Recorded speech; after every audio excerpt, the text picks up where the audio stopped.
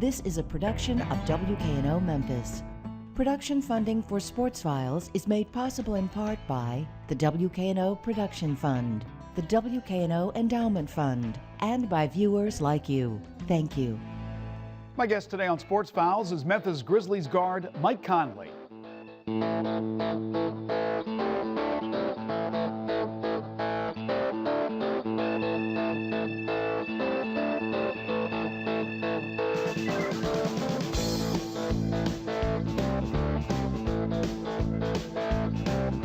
In just a few moments, I'll go one-on-one with one of the NBA's top point guards. But first, the hoop season has come to an end for the Memphis Tigers.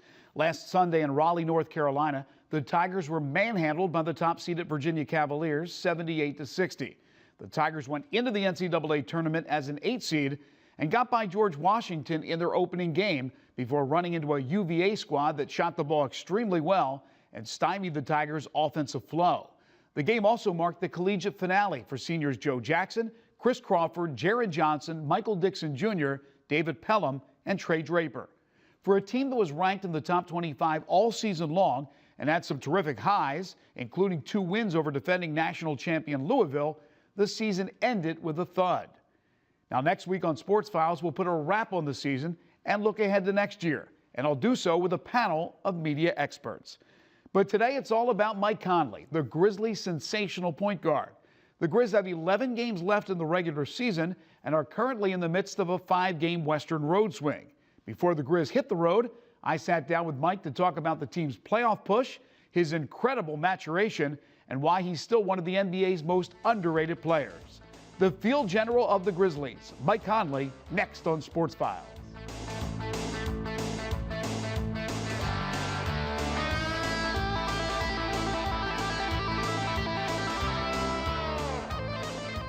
Mike, great to see you again. Thanks so much for your time. Thanks for having me. Home stretch of the season.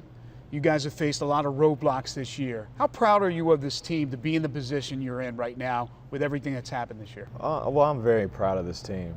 We've had a lot of ups and downs. It's been a tough year on a lot of people.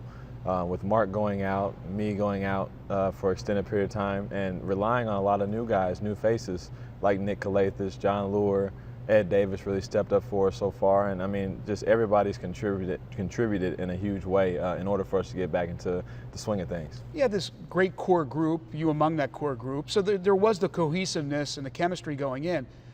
But again, adding a lot of new faces and a lot of new players, are you surprised that you've gelled this well so quickly? I am a little bit. When you get new guys and you try to mix them in with a different kind of group of guys, we got a unique set of characters on our team, and to mix different people in is not easy. And I think that's something that people don't really realize is this team really embraced everybody, all the new roles, Courtney coming in, JJ. I mean, we've got all these guys coming in, and everybody embraced it and just treated everybody like family. You still have some games to go, some big games to play. Right now, I'm going to ask you the question, how confident are you that you will be in the playoffs? Well, nobody's setting any dates for vacations, I can tell you that much. Our minds are set on the playoffs, and, that's it. Do you look at, even with all the pitfalls, with the problems, you talked about the injuries to yourself, to Mark, Tony Allen was out a long time. You guys don't like to make excuses. So after a season you had where you went to the Western Conference Finals, with all those injuries, if you didn't make the postseason, would it be a disappointment? It would be a huge disappointment for all of us, especially the guys who were here last season. We expected to do big things this year, and regardless of our situation or how many injuries we've had or how many losses and bad stretches and bad runs we've had, we can't make excuses. We belong in the playoffs. We belong making runs at the championship. You had such a great run last year. It's fun to do that. You want to do that again, right? It was the best time of my life.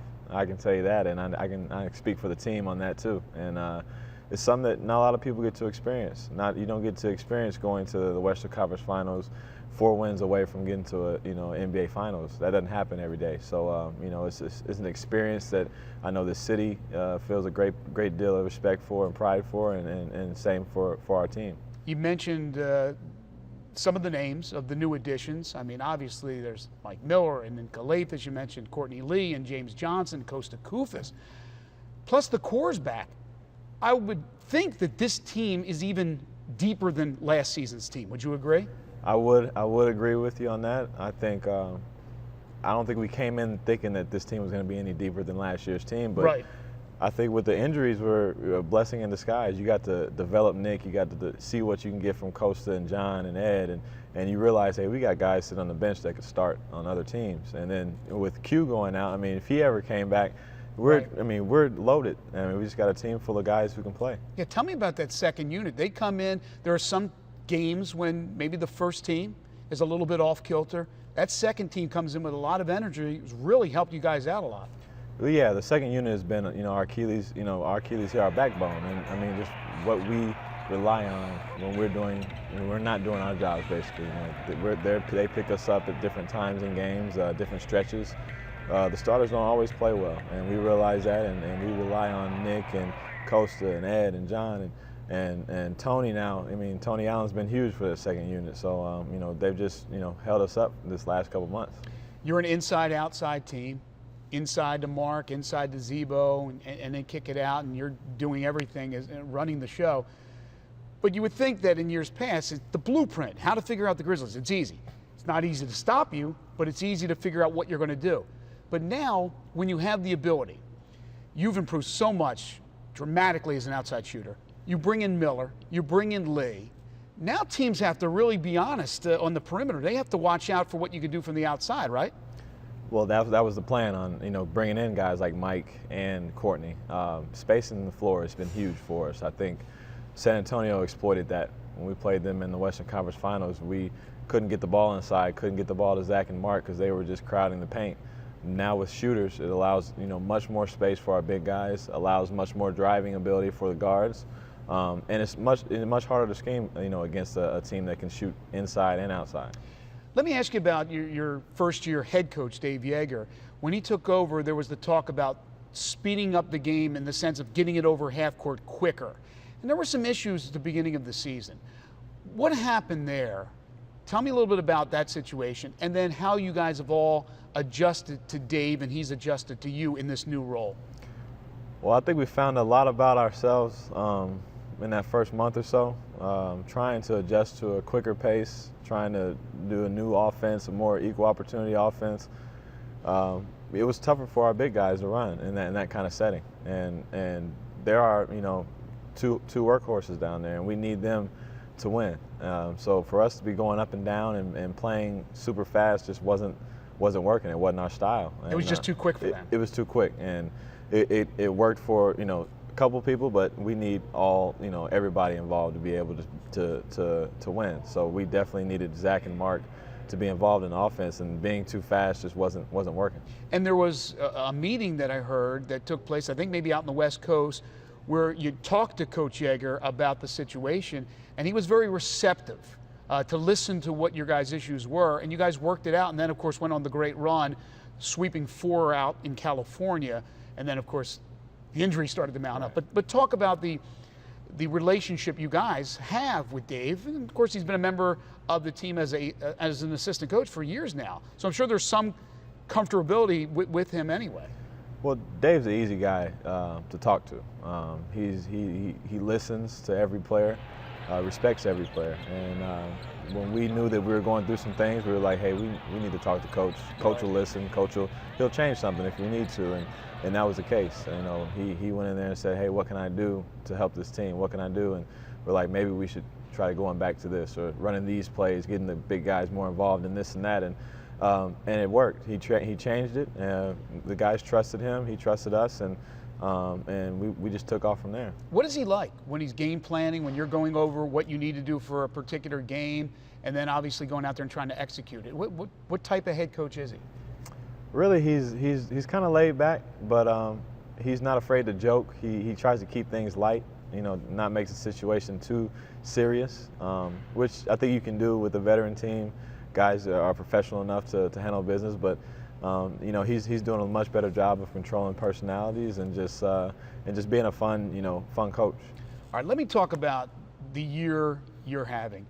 Obviously, you got off to a great start, and the All-Star game was approaching, and I don't think there was anybody around here who didn't think you were an All-Star. How frustrating is it, Mike, to run into the numbers game in the Western Conference? Because there is no doubt you are of all-star caliber. It's real frustrating to sit there and know that you're deserving of a spot, and there's just not enough spots out there. I think all the guys who made it were deserving.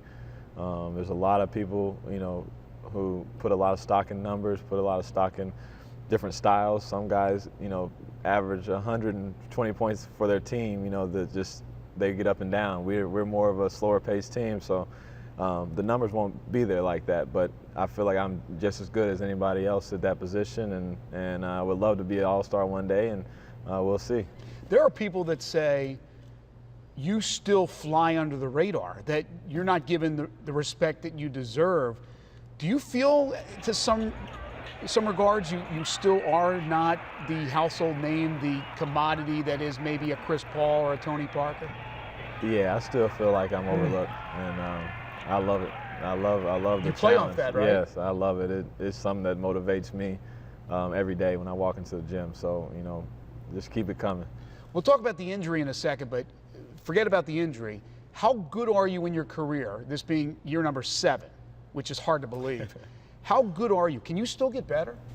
I always believe I can still get better. I don't think there'll ever be a conversation with me where I say I've reached my peak. I've done everything I can do. I always think I can do better, so I'm going to keep working on it. All right, so right around the All-Star break, thereabouts, the ankle injury. What did that do to you? You were out. I know that's frustrating. And where are you right now? Well, being out and watching is always tough. I haven't had a sprain that bad in a long time. It was pretty tough to be on crutches for a couple of days and not being able to put pressure on it.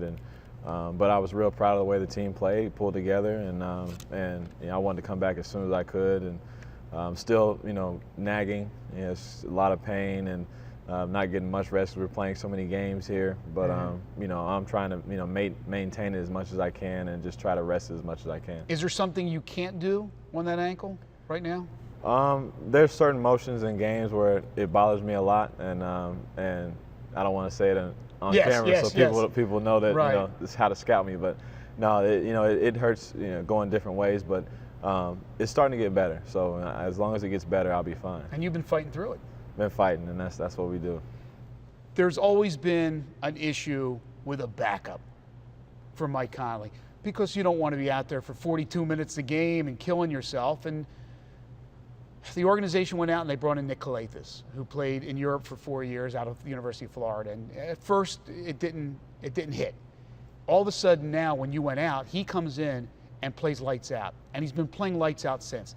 How important is that to you, to have a guy like Calathes who can really spell you when you need a break? Well, Nick is huge. He's a blessing, obviously, for this team. It's something that I haven't been able to experience. I don't even know what to do when I've been on the bench for 10, 12 minutes, and I was like, man, am I supposed to come back in the game when I'm ready to go? But Nick's doing his thing, and we're winning by 15, and that's what should be like. It should have been like years ago, and I'm finally getting to experience that. Knowing that you can trust somebody to go into the game and handle the game like he's supposed to, manage the game like he's supposed to, and just been a true leader for our team. I watched your father in the Olympics, the great Olympic athlete Mike Conley Sr. How much of a factor has he been in not only the player you are, but the man you are? Well, my dad's my role model. He's somebody I've looked up to since I was a small boy, and just seeing him as an athlete, all the things he went through, his regimen every day, what his work ethic was, and he always would preach to me hard work, respect, and you respect the game, and good things will happen. And that's the kind of way I've approached, life and basketball in general. You're pulled in all different directions. I mean, people want a piece of Mike Conley. They want to take a picture. They want to get an autograph. You're out to dinner. I'm sure you're. How is it that, and really your teammates as well, the Grizzlies are an incredible organization as far as the players dealing with the public and dealing with the media. How can you always keep a smile knowing that, oh, I'm tired, I don't want to do this, but you always do it? Well, you realize how much you mean to that person that day. They may never get a chance to see you again, It might be, the one time they come watch a game and they're waiting after you, waiting for you after the game, and you walk by, and if you were to walk by and not say anything, how much, it would hurt them. And to see their smiles, to see them excited, to see people around the city, you just got to respect that and embrace it and treat them like, family, and go over there and say hello. Well said. You know this is Hoop City. You know this is a basketball hotbed for all those high school players and even junior high players that are watching this interview. What advice would you give for a young basketball player, a young boy or girl? The best advice I can give is always be true to yourself and never let anybody tell you what you can't do. That's the biggest thing. For me, I'm a smaller guy. I've heard everything from he's too little, he can't shoot, he's too small, he won't be able to guard the bigger guards, whatever it is. Use that to your advantage and never let anybody tell you what you can't do. Go out there and do it. Was there ever a time you doubted yourself? There was plenty of times where you go out there and you think twice, like maybe I can't guard this person, maybe I can't achieve this level of success. But if you keep working every day, and you start to see the growth in your game, and you see when you go out there and play against different people, you'll realize, hey, I can hold my own, and you'll start to gain that confidence. Indianapolis, Columbus, you've been around a lot of different places. How do you look at Memphis? Memphis is my home now. It's weird to think that. I've been here 7 years now, and that's longer than I was in Indianapolis. I was there for 7 years, I think. So this has been my home, and the city's embraced me. Who's your favorite player to watch in the NBA when it's you just kicking back and relaxing? Favorite player to watch? I would have to say Kevin Durant, to be honest with you. He's really fun to watch. I love the way he plays.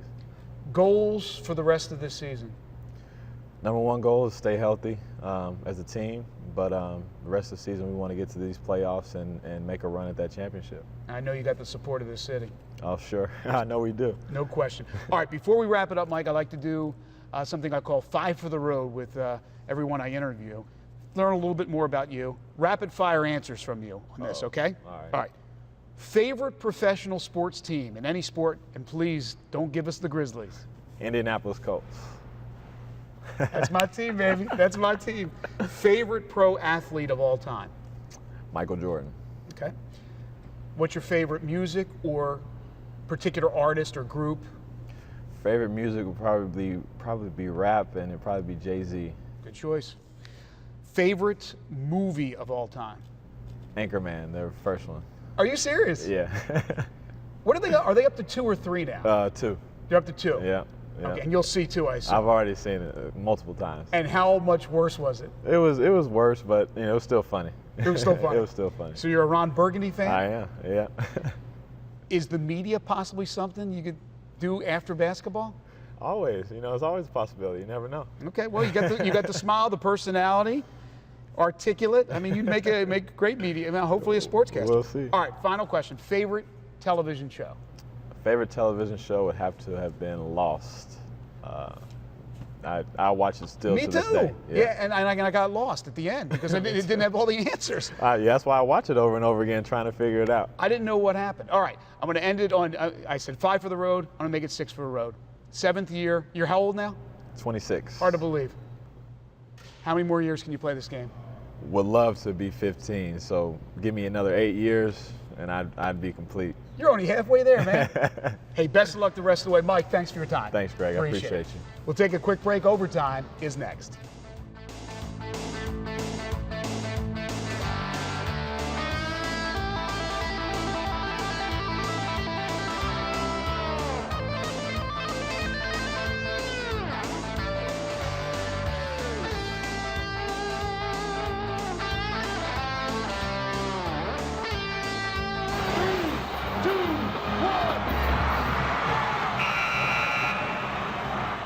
And the Grizzlies' next home game is a week from tomorrow when they play host to the Denver Nuggets. Last month on Sports Files, I was joined by one of the legends in sportscasting, the great Dick Enberg. If you missed our interview, or in fact any of our interviews, you can find them on our website at WKNO.org. Just go to KNO Tonight. With that said, there was a segment of my interview with Dick Enberg which didn't air because of time restraints. So here's more with the Hall of Fame broadcaster. Well, Dick, it's an absolute pleasure having you here and being able to talk to you. I appreciate that. All right, Greg, thank you.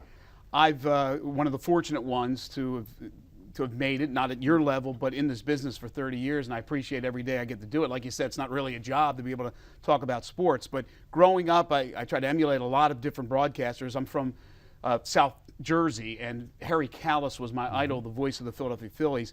And on the national scene, I started to watch different sportscasters, and you certainly were one of them. But really what affected me was you hosting the game show Sports Challenge. I thought it was absolutely terrific. And you said you think it was before its time, right? Oh, we're talking 40 years ago. It was in the early 70s, and ahead of its time in that we did a rear screen projection. We had 3 athletes from various sports. We had 3 Boston Celtics against 3 New York Yankees. I loved it. 3 Dodgers against 3 Hall of Fame track and field athletes, whatever, or boxers. And the most we paid them was $300 a show. Can you imagine Wow. today getting away with that? And we played sports trivia, and using that rear screen projection, we had the 3 and 3. You could see them on camera, and then behind them up would come a great moment in sports, and then a question that involves sports trivia. And we did over 100 of those, and never asked for one autograph.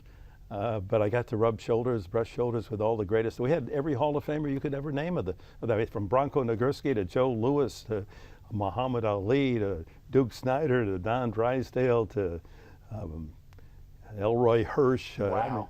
I mean, name someone, and they were all on there. That was a great experience. Dick, who was the most fortunate athlete you were able to get for an interview in all your career that you sat down and talked with? Who was the one you say, this one stands out among the rest? Well, there were a lot of those. The one that I was most nervous about was Joe DiMaggio. So that was, but Ted Williams was, I had to work very hard to get Ted Williams to be an interview guest. And he didn't like the press. He was my idol. Came to Anaheim with the Angels as the manager of the Washington Senators. And he had gone through the whole league, and he was probably tired of every question that had been asked. And I said, but I'm going to do the pregame show today, and I'm going to get Ted Williams. So I went back to his biography, and I said, there it is. That'll get him. He pitched one game in the big leagues. It pitched an inning and 2/3 against Detroit. It was one of those blowout 15-1 games where Boston didn't want to use a real pitcher. Right. Ted was a high school pitcher. So I said, that's it. So I go down the steps of the dugout. Williams is in there. The press is all circling around, no one daring to get in his electrical field. And I said, Mr. Williams, Dick Enberg, I'm 69. I'm the announcer for the California Angels, and I know it doesn't matter anything to you that you're my idol, but I'd be delighted if you'd give me a pregame interview. Didn't even look at me, just stared ahead out at his team taking batting practice. And I said, I promise you, I won't ask you one question about hitting. And I got a little flinch out of him. I want to ask you about that time in '41 that you pitched against the Detroit Tigers. He looked at me, he said, come here, meat. And he never forgot me, and he lived in San Diego, and when he'd come back to San Diego, where I now live, we'd get together. And it's a nice story, because here's my idol. I used to hitchhike into Detroit every time Boston came to town just to see Ted Williams take batting practice. He was a virtuoso. And then to do the interview, and then at the end of his life, he recognized me. Wow. And so, you know, it's nice to have somebody you admire. You never know, they might admire you. Exactly. I mean, your resume is as impressive as any sportscaster that has ever lived. And I know this is probably impossible to answer. I've seen you call so many big games, so many big events. Is there one that stands out above the rest for you personally? Historically, my answer to that is 1968. I was privileged to call the UCLA Houston game in the Astrodome. Now, a lot of your audience won't remember that, but those who do will know that it was an amazing game in that, at that time, 1968, think about this when you can see 20 basketball games any given night today on TV. At that time, never had a college nor a pro basketball game been televised in prime time in the regular season. This was the first time. Played in the Astrodome, the largest crowd ever to see a game. 52,000 was there. And then to have UCLA, the obvious favorite, the defending champion, #1, beaten by Houston, the home team, 71-69. Elvin Hayes had a great game. And the audience kept building and building. And it really proved, I think, to television, the industry, and to college basketball, we've really got something special here. And that was the platform, I believe, that game that catapulted college basketball into the popularity it now enjoys. I did the '79 game Michigan State, Indiana State too. Some want to credit that as being the best. No. The big game was UCLA Houston. That got it into the stratosphere. Right, exactly. And then the rocket booster was the Indiana State Michigan State game in '79, which wasn't really a great game. Michigan State was by far the better team. Dick, it's been an absolute pleasure. Greg, thank you so thank much. you. Just scratching the surface Sorry with about one of the the scratchy throat. Gosh, I've been there and I've done that. One of the greatest of all times. Thank you, Dick. Thank you. A couple of notes before we say goodbye. The Mississippi River Kings are the 5th seed in the Southern Professional Hockey League playoffs and will begin play tonight in Huntsville against the 4th seeded Havoc. It's a best-of-3 first-round series. And the Boys of Summer are ready to open up the baseball season. In fact, both the Redbirds and their parent team, the Cardinals, will begin the 2014 regular season campaign next week, but not before they face each other tomorrow night at AutoZone Park. The 11-time World Series champions will make their first appearance at AutoZone Park since 2009. And that'll do it for this week's show. Have a great week, and we'll see you next time.